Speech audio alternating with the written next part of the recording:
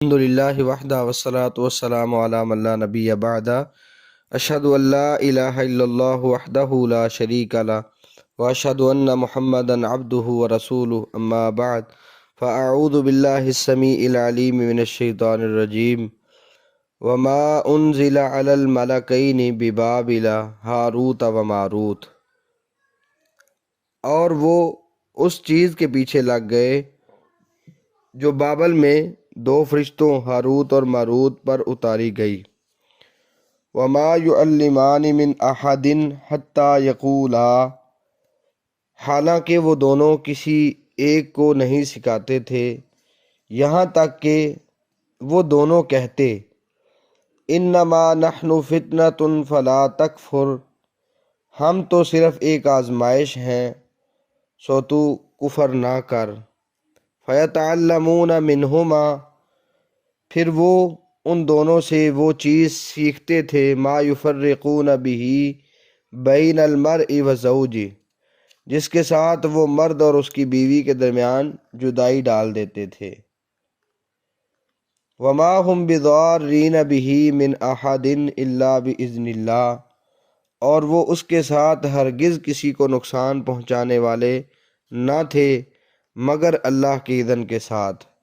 وَيَتَعَلَّمُونَ مَا يَضُرُّهُمْ وَلَا يَنفَعُهُمْ، اور وہ ایسی چیز سیکھتے تھے جو انہیں نقصان پہنچاتی اور انہیں فائدہ نہ دیتی تھی۔ وَلَقَدْ عَلِمُوا لَمَنِ اشْتَرَاهُ مَا لَهُ فِي الْآخِرَةِ مِنْ خَلَاقٍ، حالانکہ بلا شبہ یقیناً وہ جان چکے تھے کہ جس نے اسے خریدا آخرت میں اس کا کوئی حصہ نہیں۔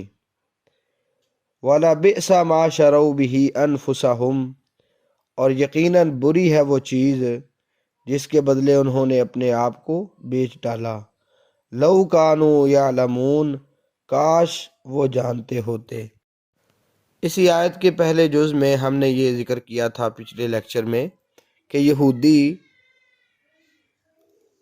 تورات کو جھٹلانے کی وجہ سے اور محمد صلی اللہ علیہ وسلم کا انکار کرنے کی وجہ سے اللہ تعالیٰ کے غضب کا شکار ہوئے اور وہ جادو کے پیچھے لگ گئے، اور اسی طرح اس چیز کے پیچھے لگ گئے جو ہاروت اور ماروت پہ اتاری گئی تھی۔ ایک تو جادو تھا اور دوسرا وہ علم جو بابل میں دو فرشتوں ہاروت اور ماروت پر اتارا گیا تھا، جو سحر سے الگ ایک علم تھا اور جسے عمل میں لانا بعض اوقات کفر تھا۔ وہ فرشتے کسی کو بھی وہ علم نہیں سکھاتے تھے جب تک اسے اچھی طرح آگاہ نہ کر دیتے کہ ہم تو محض ایک آزمائش ہیں، لہذا تم اس عمل کو کفر کے لیے استعمال نہ کرنا۔ مگر یہود کی اخلاقی پستی کا یہ حال تھا کہ وہ ان سے وہ علم ضرور سیکھتے اور اس میں سے بھی وہ باتیں سیکھتے جو سراسر نقصان پہنچانے والی ہیں اور جنہیں عمل میں لانا کفر ہے، اور جن پر شیطان سب سے زیادہ خوش ہوتا ہے، یعنی ایسے عملیات جن سے وہ میاں بیوی کے درمیان جدائی ڈال دیتے۔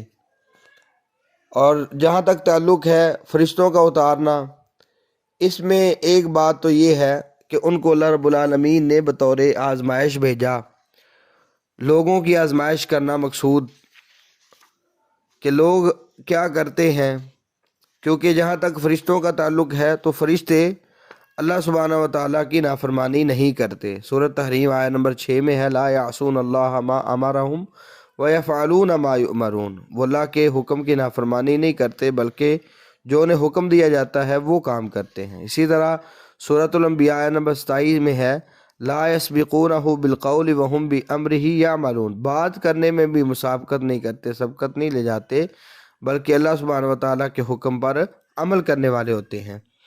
تو بعض نے وہ قصے ذکر کیے ہیں کہ ہاروت اور ماروت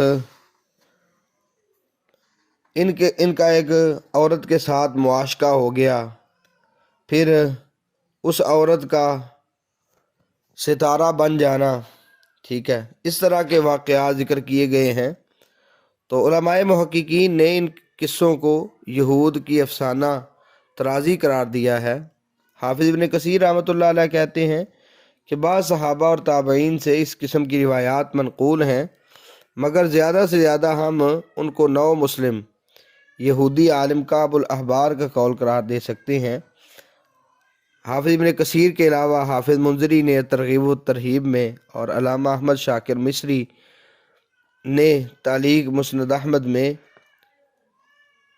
اس کی تائید کی ہے کہ یہ قول کعب الاحبار کا ہے۔ بہرحال یہ جو باتیں معروف کی گئی ہیں ہاروت اور ماروت کے حوالے سے، یہ غیر ثابت باتیں ہیں۔ درست بات یہی ہے کہ ان کو اللہ سبحانہ و تعالیٰ نے اتارا لوگوں کی آزمائش کے لیے، تو بابل مقام پہ یہ اترے تھے۔ یہ عراق میں ایک جگہ ہے، ٹھیک ہے، جہاں یہ مقام واقع ہے۔ تو بہرحال باقی بات تو ترجمے سے واضح ہے۔ تو یہود نے اس کام کو جب چنا تو اللہ سبحانہ و تعالیٰ کے غضب کا شکار ہو گئے۔ انہوں نے رسول اللہ صلی اللہ علیہ وسلم پر بھی جادو کیا تھا۔ جو رسول اللہ صلی اللہ علیہ وسلم پر جادو کرنے والا تھا لبید بن عاصم، وہ بھی یہودی تھا۔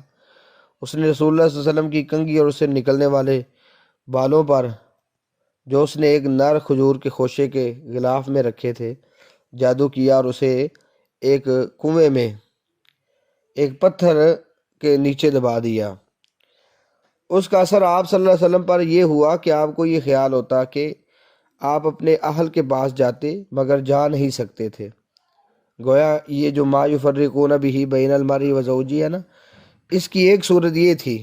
تو آپ صلی اللہ علیہ وسلم نے بار بار اللہ تعالیٰ سے دعا کی تو اللہ سبحانہ و تعالیٰ نے آپ کو وحی کے ذریعے سے مطلع فرمایا اور آپ نے وہ سب کچھ نکال کر ختم کروا دیا اور کنواں بھی دفن کر دیا۔ اللہ سبحانہ و تعالیٰ نے رسول اللہ صلی اللہ علیہ وسلم کو شفا عطا کر دی۔ صحیح بخاری میں یہ حدیث موجود ہے، صحیح مسلم میں، اور اس کے راوی جو ہے راویہ سیدہ عائشہ رضی اللہ تعالیٰ عنہا ہے۔ تو بڑی پریشانی کی بات ہے کہ مسلمان بھی شرک و بدعت میں مبتلا ہونے کی وجہ سے جب ذلت و پستی کے گڑھے میں گرے تو ان کی اکثریت بھی جادو ٹونے اور اس طرح کے علوم کے پیچھے چل پڑی۔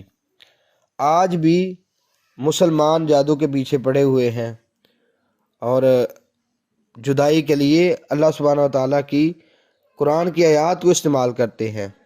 یہ جو وَالْقَيْنَا بَيْنَهُمُ الْعَدَاوَةَ وَالْبَغْضَاءَ، اس کو بھائیوں کے درمیان اور میاں بیوی کے درمیان عداوت ڈالنے کے لیے عمل میں لانا انہوں نے بھی شروع کر دیا ہے۔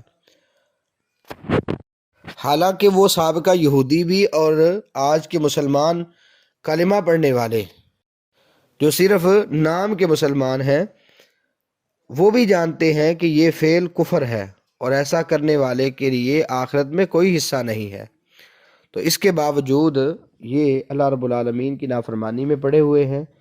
یہ جو اس کا جادو کا اثر ہے، اس آیت سے یہ بھی واضح ہوا کہ یہ اللہ سبحانہ و تعالیٰ کے اذن کے بغیر نہیں ہو سکتا۔ تو یہ اللہ کا اذن دو طرح کا ہے، ایک تو ہے اللہ رب العالمین جو شرعی اذن یعنی کرتے ہیں، اور ایک کونی ہے۔ تو شرعی طور پہ تو وہ جواز نہیں ہے، اللہ سبحانہ و تعالیٰ اپنے لیے کفر بھی پسند نہیں کرتا۔ اور جہاں تک اختیار کی بات ہے، اللہ سبحانہ و تعالیٰ بعض اوقات کسی چیز میں ڈھیل دے دیتے ہیں، اس کے باوجود اس وقت تک کوئی نقصان نہیں پہنچا سکتا جب تک اللہ تعالیٰ نہ چاہیں۔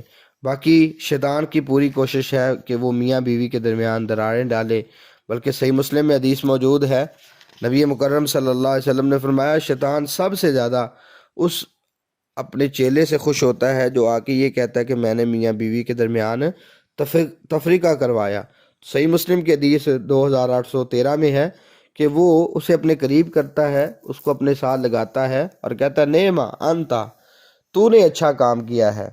تو یہ جو میاں بیوی کے درمیان تفریقہ ڈالنے والی چیزیں ہیں، یہ بھی نقصان دہ ہیں۔ جو یہ کام سیکھ لیتا ہے قیامت والے دن اس کا کوئی حصہ نہیں۔